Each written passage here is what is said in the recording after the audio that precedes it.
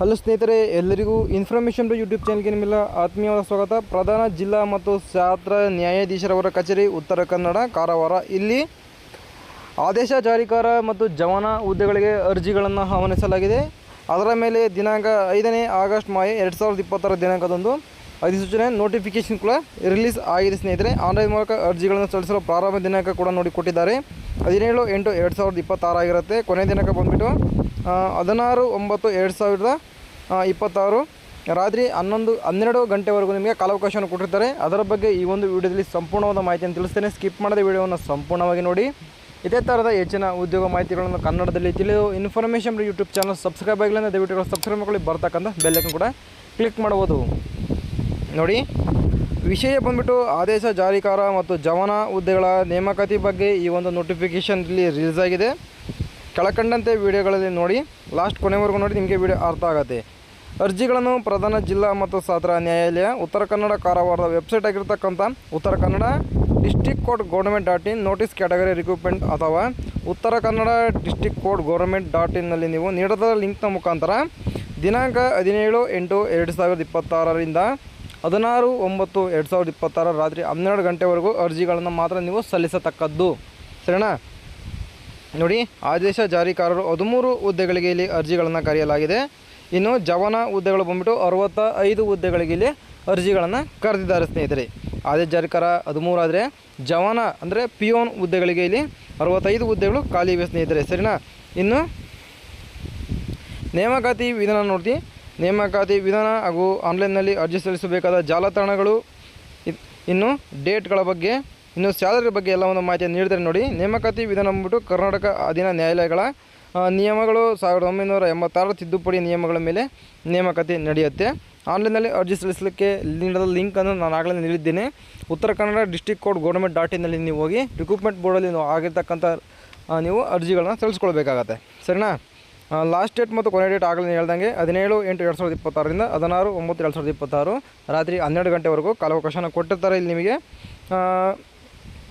ಶುಲ್ಕ ಪಾವತಿ ಮಾಡಲಿಕ್ಕೂ ಅಷ್ಟೇ 17/9/2026 ರಾತ್ರಿ 12 ಗಂಟೆವರೆಗೂ ಕೂಡ ಇಲ್ಲಿ ಕಾಲಾವಕಾಶವನ್ನು ಕೊಟ್ಟಿರ್ತಾರೆ. ಇನ್ನು ಶುಲ್ಕ ಫೀಸ್ ಎಷ್ಟಿರುತ್ತೆ ಅಂತ ನೋಡ್ತಾ ಹೋದರೆ, ಸಾಮಾನ್ಯ ವರ್ಗಕ್ಕೆ ಸೇರಿದ ಅಭ್ಯರ್ಥಿಗಳಿಗೆ 300 ರೂಪಾಯಿ ಇರುತ್ತೆ. 2A 2B 3A 3B ಮತ್ತು ಸೇರಿದ ಅಭ್ಯರ್ಥಿಗಳಿಗೆ 150 ರೂಪಾಯಿ ಇರುತ್ತೆ. ಪರಿಶಿಷ್ಟ ಜಾತಿ, ಪರಿಶಿಷ್ಟ ಪಂಗಡ, ಪ್ರವರ್ಗ 1, ಎದ್ದು ಕಾಣುವ ಅಂಗವೈಕಲ್ಯಗಳ ಅಭ್ಯರ್ಥಿಗಳಿಗೆ ಶುಲ್ಕ ವಿನಾಯಿತಿ ಕೂಡ ಇಲ್ಲಿ ಕೊಟ್ಟಿರ್ತಾರೆ ಸ್ನೇಹಿತರೆ. ಸರಿನಾ? ಶುಲ್ಕವನ್ನು ಪ್ರಧಾನ ಜಿಲ್ಲಾ ಮತ್ತು ಸತ್ರ ನ್ಯಾಯಾಧೀಶರು, ಉತ್ತರ ಕನ್ನಡ, ಕಾರವಾರ ಇವರಿಗೆ ಹೆಸರಿಗೆ ಮಾತ್ರ ನೀವು ಸಲ್ಲಿಸತಕ್ಕದ್ದು. ಆನ್ಲೈನ್ ಪೇಮೆಂಟ್ ಕೂಡ ನೀವು ಮಾಡಬೇಕಾಗತ್ತೆ. ಸರಿನಾ?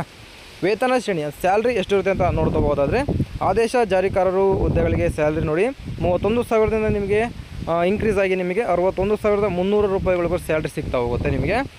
ಜವಾನಗೆ ನೋಡಿ, ಪಿಯೋನ್ ಹುದ್ದೆಗೆ 27,000ದಿಂದ 46,000ವರೆಗೂ ನಿಮಗೆ ಸ್ಯಾಲ್ರಿ ಸಿಗ್ತಾ ಹೋಗುತ್ತೆ.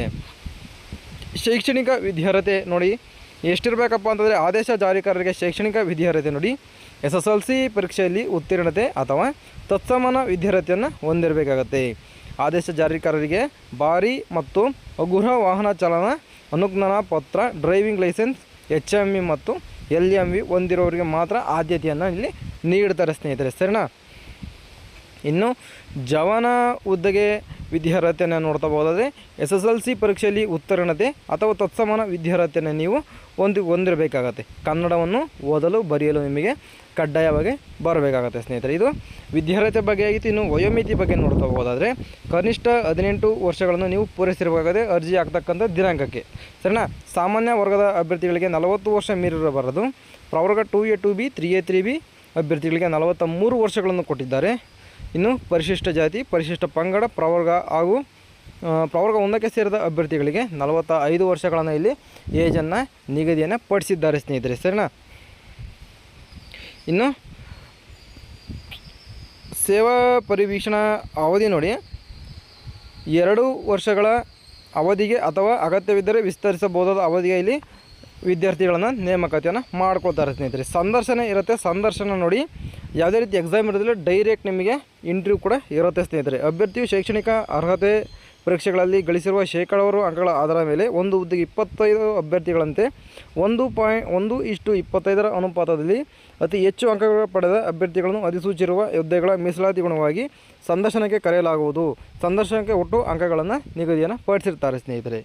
ಸರಿನಾ. ಜವಾನ ಹುದ್ದೆಗಳಿಗೂ ಅಷ್ಟೇ SSLC ಪರೀಕ್ಷೆಯಲ್ಲಿ ಪಡೆದ ಅಂಕಗಳ ಶೇಕಡಾವಾರು ಆಧಾರದ ಮೇಲೆ ಒಂದು ಹುದ್ದೆಗೆ 1:10 ಅನುಪಾತದಂತೆ ನಿಮಗೆ ಸಂದರ್ಶನಕ್ಕೆ ಕರೀತಾರೆ ಸ್ನೇಹಿತರೆ. ಇದಕ್ಕೂ ಕೂಡ ಸಂದರ್ಶನಕ್ಕೆ 10 ಮಾರ್ಕ್ಸ್ಗಳನ್ನು ಇಟ್ಟಿರ್ತಾರೆ. ಸರಿನಾ. ಆಗಲೇ ಹೇಳಿದಂಗೆ ಡೈರೆಕ್ಟ್ ಇಂಟರ್ವ್ಯೂ ಇರುತ್ತೆ. ಆದೇಶ ಜಾರಿಕರಿಗೆ ಸಂದರ್ಶನದಲ್ಲಿ ಪಡೆಯುವ ಅಂಕಗಳ ಆಧಾರದ ಮೇಲೆ ಇದಿರುತ್ತೆ, ಆಯ್ಕೆ ವಿಧಾನ ಇರುತ್ತೆ. ಜವಾನರಿಗೂ ಅಷ್ಟೇ ಸಂದರ್ಶನದಲ್ಲಿ ಪಡೆಯುವ ಅಂಕಗಳ ಆಧಾರದ ಮೇಲೆ ನಿಮಗೆ ಇದನ್ನು ಹುದ್ದೆಗಳು ಕೂಡ ತೊಗೊಳ್ತಾರೆ ಸ್ನೇಹಿತರೆ. ಸರಿನಾ. ಮೀಸಲಾತಿ ಕೊಡುವ ಅಭ್ಯರ್ಥಿಗಳಿಗೂ ಕೊಟ್ಟಿದ್ದಾರೆ ನೋಡಿ. ಮಾಜಿ ಸೈನಿಕರಿಗೂ ಕೊಟ್ಟಿದ್ದಾರೆ. ಇನ್ನು ಗ್ರಾಮೀಣ ಅಭ್ಯರ್ಥಿಗಳು, ತೃತೀಯ ಲಿಂಗದ ಅಭ್ಯರ್ಥಿಗಳು, ಸರ್ಕಾರಿ ನೌಕರರು, ಯೋಜನಾ ನಿರಾಶ್ರಿತರು ಅದೆಲ್ಲ ನಿಮಗೆ ಇಂಥವ್ರು ಕೂಡ ಅರ್ಜಿಗಳನ್ನು ಸಲ್ಲಿಸಿಕೊಳ್ಬೋದು. ದಾಖಲಾತಿ ಪರಿಶೀಲನೆ ಇರುತ್ತೆ ಸ್ನೇಹಿತರೆ. ಸರಿನಾ. ಅಭ್ಯರ್ಥಿಯು SSLC ಮೂಲ ಅಂಕಪಟ್ಟಿ ಅಥವಾ ತತ್ಸಮಾನ ವಿದ್ಯಾರ್ಥಿಯ ಮೂಲ ಅಂಕಪಟ್ಟಿಗಳನ್ನು ದಾಖಲಾತಿಗಳ ಪರಿಶೀಲನೆ ಸಮಯದಲ್ಲಿ ಪ್ರಾಧಿಕಾರದ ಮುಂದೆ ಹಾಜರುಪಡಿಸಬೇಕಾಗತ್ತೆ. ನಡತೆ ಪ್ರಮಾಣ ಪತ್ರ, ಸಾಮಾನ್ಯ ಸೂಚನೆಗಳು, ಇಷ್ಟು ಈ ಒಂದು ಹುದ್ದೆಯ ಮಾಹಿತಿ ಆಗಿರುತ್ತೆ ಸ್ನೇಹಿತರೆ. ಏನೋ ಡೌಟ್ಸ್ ಇತ್ತಪ್ಪ ದಯವಿಟ್ಟು ಕಮೆಂಟ್ ಬಾಕ್ಸಲ್ಲಿ ಕಮೆಂಟ್ ಮಾಡಿ, ನಾನು ಅಲ್ಲಿ ನಿಮಗೆ ಸೊಲ್ಯೂಷನ್ ಹೇಳ್ತಾ ವಿಡಿಯೋವನ್ನು ಮುಗಿಸ್ತೇನೆ. ಸಿಗೋಣ ಮುಂದಿನದಲ್ಲಿ ಇದೇ ಥರ ಹೆಚ್ಚಿನ ಉದ್ಯೋಗ ಮಾಹಿತಿಗಳನ್ನು ತಿಳಿದು ಇನ್ಫಾರ್ಮೇಷನ್ ಯೂಟ್ಯೂಬ್ ಸಬ್ಸ್ಕ್ರೈಬ್ ಆಗಲಿಲ್ಲ ದಯವಿಟ್ಟು ಸಬ್ಸ್ಕ್ರೈಬ್ ಆಗಲಿ, ಬರ್ತಕ್ಕಂಥ ಬೆಲ್ಲನ್ನು ಕೂಡ ಕ್ಲಿಕ್ ಮಾಡಿ. ಸಿಗೋಣ ಮುಂದಿನದಲ್ಲಿ. ಬಾಯ್.